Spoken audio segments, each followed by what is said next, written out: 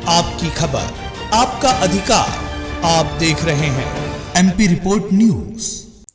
नमस्कार, मैं हूं कृष्णा पंडित और आप देख रहे हैं MP report news. MP report news में आपका हार्दिक स्वागत है। आइए चलते हैं आज की ताजा खबरों की ओर। तो अमेरिका दौरे पर प्रधानमंत्री नरेंद्र मोदी ने आज वॉशिंगटन डीसी में अमेरिकी राष्ट्रपति जो बाइडेन से व्हाइट हाउस में मुलाकात की। दोनों नेताओं के बीच आज द्विपक्षीय वार्ता होनी है। प्रधानमंत्री अमेरिकी संसद को भी करेंगे संबोधित। प्रधानमंत्री ने अमेरिका की first lady doctor Jill Biden को प्रयोगशाला में विकसित 7.5 कैरेट का ग्रीन डायमंड उपहार में दिया। प्रधानमंत्री नरेंद्र मोदी ने अमेरिकी राष्ट्रपति जो बाइडेन को एक विशेष चंदन का डिब्बा भेंट किया, जिसे जयपुर के एक मास्टर शिल्पकार ने किया तैयार, जिस पर मैसूर के चंदन में जटिल रूप से नक्काशीदार वनस्पतियों और जीवों का पैटर्न है। व्हाइट हाउस के अनुसार आधिकारिक उपहार के रूप में अमेरिकी राष्ट्रपति जो बाइडेन और प्रथम महिला जिल बाइडेन प्रधानमंत्री को 20वीं सदी की शुरुआत की एक हस्त निर्मित प्राचीन अमेरिकी पुस्तक गैली भेंट करेंगे। राष्ट्रपति बाइडेन प्रधानमंत्री मोदी को एक विंटेज अमेरिकी कैमरा भी उपहार में देंगे, जिसके साथ जॉर्ज ईस्टमैन के पहले कोडाक कैमरे के पेटेंट का एक अभिलेखीय प्रतिकृति प्रिंट और अमेरिकी वन्यजीव फोटोग्राफी की एक हार्ड कवर पुस्तक भी होगी। आज राष्ट्रपति जो बाइडेन और अमेरिकी प्रथम महिला जिल बाइडेन ने प्रधानमंत्री के लिए डिनर का आयोजन किया है। प्रधानमंत्री से मुलाकात के बाद जिल बाइडेन ने जानकारी साझा की। अमेरिका की प्रथम महिला जिल बाइडेन प्रधानमंत्री नरेंद्र मोदी को collected poems of Robert Frost की हस्त आरक्षित प्रथम संस्करण जो है उसके प्रति को उपहार में देंगी। इससे पहले अमेरिका की राजकीय यात्रा पर प्रधानमंत्री मोदी का वॉशिंगटन डीसी में एयरपोर्ट ज्वाइंट बेस एंड्रूज पर औपचारिक स्वागत किया गया। प्रधानमंत्री को गार्ड ऑफ ऑनर भी दिया गया। प्रधानमंत्री नरेंद्र मोदी ने वॉशिंगटन डीसी के अलेक्जेंड्रिया में स्थित नेशनल साइंस फाउंडेशन के एक कार्यक्रम में शिरकत की। कार्यक्रम में अमेरिका की प्रथम महिला नागरिक डॉक्टर जिल बाइडेन भी मौजूद रही। अमेरिका में वर्जीनिया के अलेक्जेंड्रिया में नेशनल साइंस फाउंडेशन में प्रधानमंत्री ने कहा कि वो भारत और अमेरिका के बीच शिक्षा और रिसर्च में आपसी सहयोग के लिए कुछ विचार साझा करना चाहते हैं। प्रधानमंत्री ने कहा कि साझा प्रयास में जरूरी है कि सरकार, उद्योग, एकेडमिक्स, शिक्षक और छात्र सभी को शामिल किया जाए। India America teacher exchange programme के बारे में भी हम सोच सकते हैं।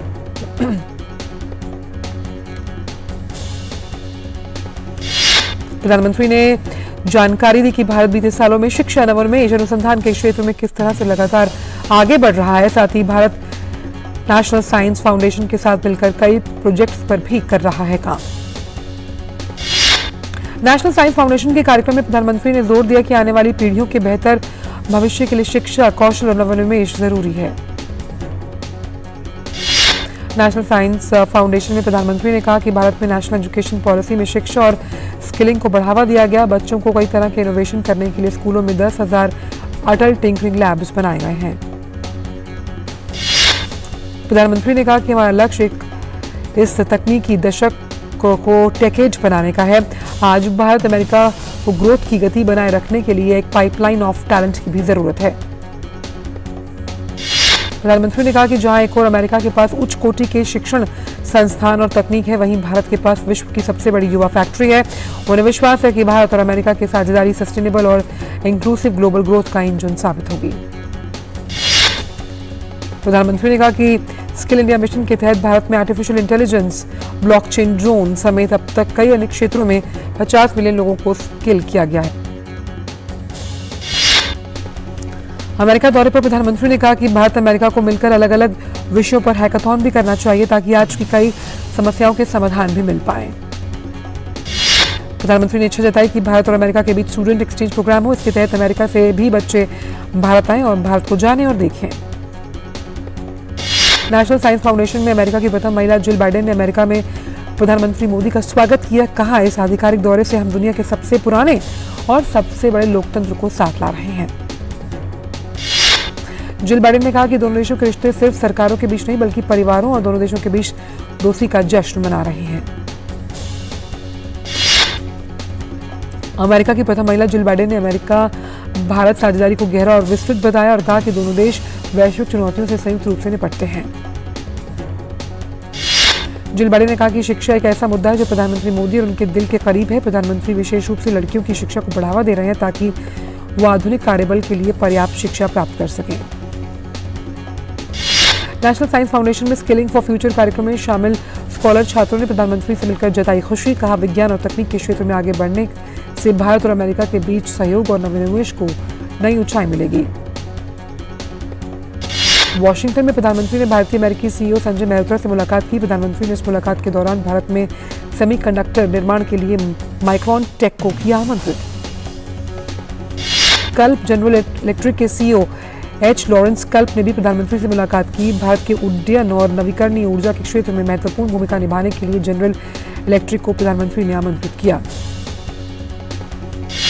सेमीकंडक्टर निर्माता कंपनी अप्लाइड मटेरियल के सीईओ गैरी ई डिकरसन ने भी प्रधानमंत्री से मुलाकात कर निवेश निर्माण पर चर्चा की। प्रधानमंत्री मोदी ने भारत में सेमीकंडक्टर निर्माण का एक बेहतर इकोसिस्टम बनाने में सहयोग करने की दिशा में चर्चा की।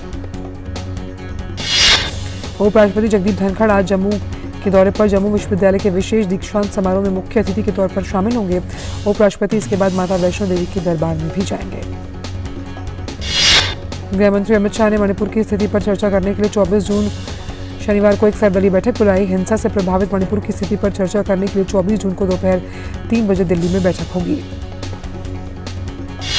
गृह मंत्री अमित शाह आज मध्य प्रदेश के बालाघाट में रानी दुर्गावती की वीरता और बलिदान गाथा को जन जन तक पहुंचाने के लिए 6 दिवसीय गौरव यात्रा की शुरुआत करेंगे। अमित शाह बालाघाट में रोड शो में भी हिस्सा लेंगे। G20 देशों के श्रम संबंधी समूह की श्रम 20 की शिखर बैठक आज से पटना में हो रही है शुरू।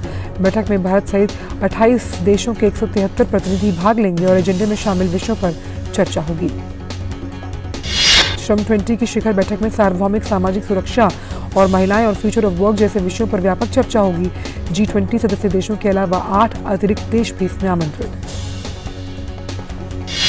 G20 देशों के शिक्षा मंत्रियों की बैठक आज से पुणे में हो रही है। भारत की तरफ से केंद्रीय शिक्षा मंत्री धर्मेंद्र प्रधान इस बैठक में शामिल होंगे। G20 देशों के शिक्षा मंत्रियों के अलावा यूनिसेफ, यूनेस्को और OECD जैसे अंतर्राष्ट्रीय संगठनों के प्रतिनिधि भी बैठक में शामिल। पुणे में शिक्षा पर हो रही बैठक में G20 देशों के शिक्षा मंत्री आउटकम दस्तावेजों को औपचारिक तौर पर स्वीकार करेंगे जो वैश्विक स्तर पर बच्चों को समावेशी और गुणवत्तापूर्ण शिक्षा मुहैया कराने की दिशा में महत्वपूर्ण साबित होंगे। गुजरात के मुख्यमंत्री भूपेंद्र पटेल की अगुवाई में सूरत में 9वें अंतर्राष्ट्रीय योग दिवस समारोह ने 1.5 लाख लोगों के साथ योगाभ्यास कर नया Guinness book of world record दर्ज किया। रेल मंत्री अश्विनी वैष्णव ने हावड़ा में मेट्रो कार्य का जायजा लिया। हुगली नदी के बीच नीचे बन रही सुरंग का भी दौरा किया गया और हुगली के नीचे सुरंग बनाने के प्रोजेक्ट को बेहद जटिल बताया गया है। सुरंग में कई प्रकार की सुरक्षा के इंतजाम किए गए हैं। पश्चिम बंगाल के मालदा जिले में आकाशीय बिजली गिरने से 7 लोगों की मौत। ऐसी अन्य घटना में करीब 12 छात्र बीमार। माणिकचक में बिजली गिरने से कुछ मवेशियों की भी मौत। मौसम विभाग के अनुसार अगले 48 घंटों में दक्षिणी प्रायद्वीप के कुछ हिस्सों में मानसून पहुंचने की संभावना। मानसून ओडिशा, झारखंड, बिहार के कुछ हिस्सों में आगे बढ़ रहा है। मौसम विभाग के अनुसार अगले 5 दिन में मध्य प्रदेश और पूर्वी भारत में अधिकतम तापमान में भी गिरावट आएगी। अधिकतम तापमान 3 से 5 डिग्री सेल्सियस नीचे आएगा। दिल्ली एनसीआर समेत आसपास के इलाकों में आज सुबह बारिश के कारण गर्मी से थोड़ी राहत मिली। दिल्ली का न्यूनतम तापमान 28 डिग्री सेल्सियस, अधिकतम 38 डिग्री सेल्सियस रहने की उम्मीद। केंद्र सरकार ने चालू विपणन सत्र 2022-23 में अब तक 8 करोड़ टन से अधिक धान की खरीदारी की। सरकार ने करीबन 1 करोड़ 22 लाख किसानों को 1.7 लाख करोड़ रुपए की एमएसपी का भुगतान किया। रबी विपणन वर्ष 2023-24 में अब तक गेहूं की खरीद 2 करोड़ टन से ज्यादा रही, जो पिछले साल की कुल खरीद 1.88 करोड़ टन से कहीं ज्यादा। सरकार ने गेहूं के लिए 21 लाख से ज्यादा किसानों को लगभग 55,680 करोड़ रुपए के एमएसपी का भुगतान किया। मंत्रालय के मुताबिक गेहूं और चावल का संयुक्त स्टॉक 5.7 करोड़ टन पर पहुंचा, जो देश की खाद्यान्न जरूरतों के लिहाज से संतोषजनक।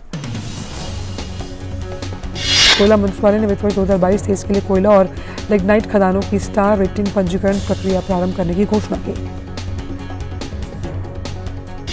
LIC ने राष्ट्रीय खनिज विकास निगम में अपनी 2% करीब जो हिस्सेदारी है वो 649 करोड़ रुपए में बेची है।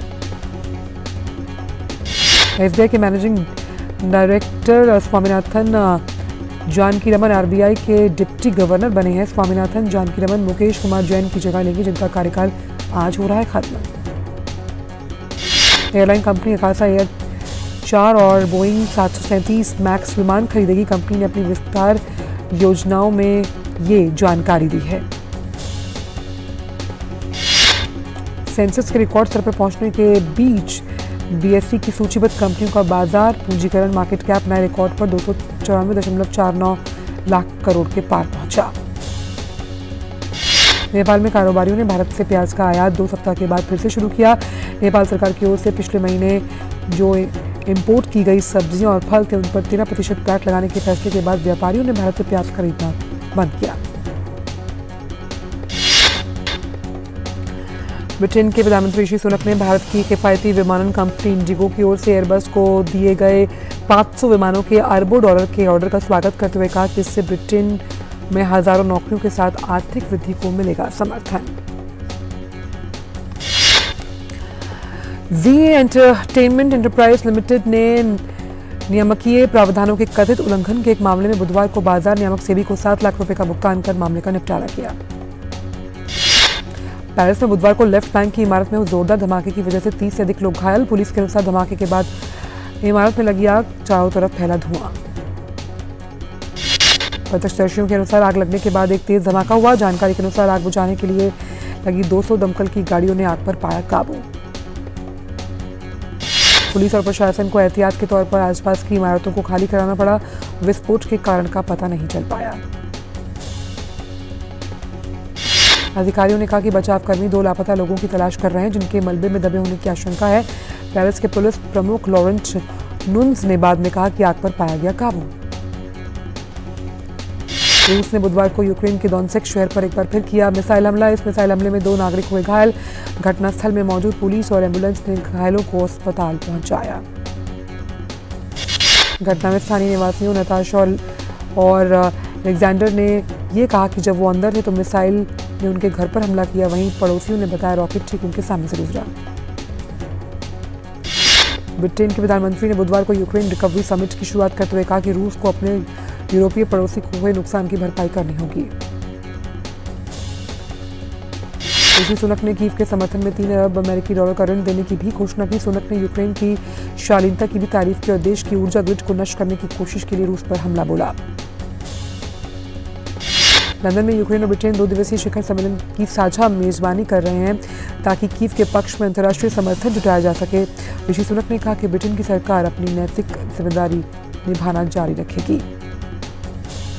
सुनक ने आगामी यूके इंडिया वीक को समर्थन देते हुए कहा कि उन्हें भरोसा है कि भारत ब्रिटेन साझेदारी हमारे समय के लिए निर्णायक होगी। मेक्सिको में बुधवार को एक भीषण सड़क हादसे में कम से कम 5 लोगों की मौत हो गई और 14 अन्य घायल हो गए। कई वाहनों के बीच टक्कर होने से यह हादसा हुआ। वाहनों की भिड़ंत के बाद उसमें आग लग गई। अमेरिका के विस्कॉन्सिन में सड़क पर आपात लैंडिंग के बाद एक विमान दुर्घटनाग्रस्त हुआ। विमान में सवार 2 लोगों को मामूली चोटें आईं। ग्रीस की सबसे बड़ी जेल के कैदियों ने अपनी मधुर धुनों से लोगों को मंत्रमुग्ध किया। दरअसल 7 साल की ट्रेनिंग के बाद वर्ल्ड म्यूजिक डे के मौके पर इन कैदियों ने कार्यक्रम से मादा सभा। ग्वाटेमाला के लिए राष्ट्रपति पद के लिए एकमात्र पुरुष उम्मीदवार एडमंड मुलेट को चुनावों से पहले लोगों का मिल रहा है खूब समर्थन। मुलेट सीरिया और हेती शांति सेना में रासायनिक हथियारों पर संयुक्त राष्ट्र निकायों का अगुवाई कर चुके हैं और ईयू और अमेरिका में ग्वाटेमाला के राजदूत के रूप में भी काम कर चुके हैं। यूक्रेनी राष्ट्रपति जेलेंस्की ने कहा कि दक्षिण में उनकी सेनाएं लगातार आगे बढ़ रही हैं, जबकि पूर्व में यूक्रेन की सेनाएं रूस के हमलों का करारा जवाब दे रही हैं। यूक्रेन का मानना है कि लंबे समय से जारी जवाबी हमले के बाद अब तक उसने 8 गांवों पर फिर से पाया नियंत्रण, जिसे वो एक महत्वपूर्ण उपलब्धि के रूप में देख रहा है। रूसी राष्ट्रपति पुतिन ने टेलीविजन पर प्रसारित बयान में कहा कि यूक्रेन के जवाबी हमले में रूस शांति बरत रहा है। कब्जे वाले वेस्ट बैंक में तुर्मुस अय्या शहर पर हमले के दौरान मारे गए एक फिलिस्तीनी के अंतिम संस्कार में सैकड़ों लोग हुए शामिल। इजरायली सेना ने कहा कि वे सेना आग बुझाने और झड़पों को रोकने के उद्देश्य से ही सिर्फ तुर्मुस अय्या में प्रवेश कर रही थी। फिलिस्तीनी समाचार एजेंसी ने कहा कि इजरायली सेना ने बुधवार को 3 फिलिस्तीनियों की हत्या कर दी। होंडुरस की एक महिला जेल में हुए दंगे में मरने वालों की संख्या बढ़कर हुई 46। हादसे के बाद अब कैदियों के परिवार वाले अपने संबंधियों की मांग रहे हैं जानकारी। वेटिकन ने कहा कि पोप फ्रांसिस ने ब्राजील के राष्ट्रपति से मुलाकात की और शांति और पर्यावरण सहित कई अन्य मुद्दों पर चर्चा की। टाइटैनिक के मलबे के पास लापता पनडुब्बी को तलाशने के लिए लगातार चलाए जा रहे हैं अभियान। अमेरिका, कनाडा और फ्रांस की टीमों ने विमानों और जहाजों के जरिए समुद्र के एक बड़े हिस्से में चलाया अभियान। सेफ चैंपियनशिप में भारतीय फुटबॉल टीम ने जीत के साथ शुरुआत की। टीम के इंडिया ने बेंगलुरु के श्री कांतिरावा स्टेडियम में चिर प्रतिद्वंदी पाकिस्तान को 4-0 से परास्त कर दिया। भारत के लिए इस मैच के हीरो कप्तान सुनील छेत्री रहे। उन्होंने शानदार प्रदर्शन करते हुए हैट्रिक लगाई। उनके अलावा उदांतर सिंह ने गोल किया। इस हैट्रिक के साथ ही सुनील छेत्री एशिया के दूसरे सर्वश्रेष्ठ गोल स्कोरर बन गए। भारत अपना अगला मैच शनिवार को नेपाल के साथ खेलेगा। बर्लिन में चल रहे स्पेशल ओलंपिक में भारत के माधव ने 25 मीटर ब्रेस्ट स्ट्रोक में स्वर्ण पदक जीतने में सफलता पाई। वहीं पावर लिफ्टिंग में तुषारनाथ सिंह ने 2 रजत और 3 कांस्य पदक अपने नाम किए। 25 मीटर ब्रेस्ट स्ट्रोक में एक अन्य भारतीय सी कीरत भाई ने कांस्य पदक हासिल किया। इसमें पहले रोलर स्केटिंग में भारत को 2 स्वर्ण, 1 रजत और 1 कांस्य पदक प्राप्त हुआ। एथलेटिक्स में भी भारतीय खिलाड़ियों का शानदार प्रदर्शन देखने को मिला। भारत ने बुधवार को 2 रजत और 1 कांस्य पदक हासिल किया। एशेज टेस्ट सीरीज के पहले मैच में शतक लगाने वाले उस्मान ख्वाजा और जो रूट्स को आईसीसी रैंकिंग में बड़ा फायदा हुआ है। रूट ने लाबुशेंको को हटाकर फिर से शीर्ष स्थान हासिल कर लिया। लाबुशेंको को 6 महीने तक के बाद आईसीसी टेस्ट रैंकिंग में शीर्ष स्थान गंवाना पड़ा। मैनचेस्टर सिटी के कप्तान इल्के गुंडोगन इस महीने के अंत में अनुबंध समाप्त होने पर मुफ्त स्थानांतरण पर बार्सिलोना में शामिल होंगे। आर्सेनल ने जर्मनी के अंतर्राष्ट्रीय फॉरवर्ड काई हेवर्ट्स के लिए चेल्सी के साथ लगभग 65 मिलियन पाउंड की सौदे पर सहमति व्यक्त की। पूर्व फुटबॉलर, खिलाड़ी और कमेंटेटर गैरी नेविल ने प्रीमियर लीग से सऊदी अरब में खिलाड़ियों के स्थानांतरण को रोकने के लिए आह्वान किया। एलेक्स मॉर्गन और मेगन रापिनो को महिला विश्व कप के लिए संयुक्त राज्य अमेरिका की टीम में नामित किया गया है। ऑस्ट्रेलिया और न्यूजीलैंड में विश्व कप 20 जुलाई से शुरू होगा और संयुक्त राज्य अमेरिका 22 जुलाई को अपने पहले मुकाबले में वियतनाम से भिड़ेगा। चेल्सी के साथ 30 मिलियन पाउंड तक के समझौते पर सहमति के बाद माटेओ कोवासिक मैनचेस्टर सिटी में शामिल होने के करीब। घाना के रिकॉर्ड गोल स्कोरर असामोआ ग्यान ने फुटबॉल से संन्यास की घोषणा की है। अपने देश के लिए खेलते हुए उन्होंने 109 मैचों में 51 गोल किए। विद्या बालन ने अपने इंस्टाग्राम पर अपनी आगामी फिल्म नियत का धमाकेदार टीजर किया जारी। फिल्म नियत में विद्या बालन जासूस की भूमिका में। शुरुआत में शानदार कमाई करने वाली फिल्म आदि पुरुष का कलेक्शन जो है उसमें अब गिरावट देखने को मिल रही है। मंगलवार को महज 10 करोड़ का कलेक्शन रहा। बॉलीवुड अभिनेत्री पूजा हेगड़े ने अमिताभ बच्चन के साथ सोशल मीडिया पर एक तस्वीर शेयर की है। पूजा हेगड़े और अमिताभ बच्चन माजा के ब्रांड एम्बेसडर हैं। बॉलीवुड अभिनेता कपिल शर्मा फिल्म क्रू में तब्बू और करीना कपूर के साथ काम करते नजर आएंगे। इस फिल्म में कपिल शर्मा स्पेशल भूमिका में। जानी मानी अभिनेत्री रश्मिका मंदाना ने अपनी आने वाली फिल्म एनिमल की शूटिंग पूरी की। इस फिल्म में वो रणबीर कपूर के ऑपोजिट काम करती नजर आ रही हैं। कंगना रनावत ने कहा, बतौर निर्माता मैं बहुत संतुष्ट हूँ। मुझे लगता है ये मेरे करियर का सबसे बेस्ट फेज है क्योंकि मुझे इतनी ज़्यादा आज़ादी मिल रही है, खासतौर पर क्रिएटिव फील्ड में। साउथ के सुपरस्टार एक बार फिर से हिंदी सिनेमा में वापसी कर रहे हैं। दरअसल जल्दी धनुष अपनी सुपरहिट फिल्म रांझना की सीक्वल में आने वाले हैं और इसका टीजर रिलीज कर दिया गया है। क्राइम थ्रिलर शो शैतान की कामयाबी पर माही वी राघव ने दर्शकों का शुक्रिया अदा किया और क्राइम थ्रिलर शो शैतान डिज्नी हॉटस्टार पर स्ट्रीम हो रहा है। कार्तिक आर्यन और कियारा एडवाणी स्टारर फिल्म सत्य प्रेम की कथा इन दिनों काफी चर्चा में। फिल्म का गाना सुन सजनी हुआ रिलीज।